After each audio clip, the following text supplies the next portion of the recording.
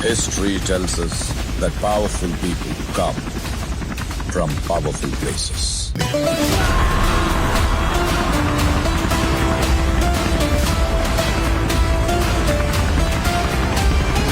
History was wrong.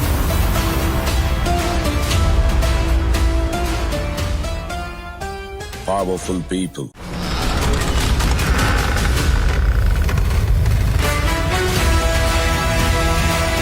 make places powerful.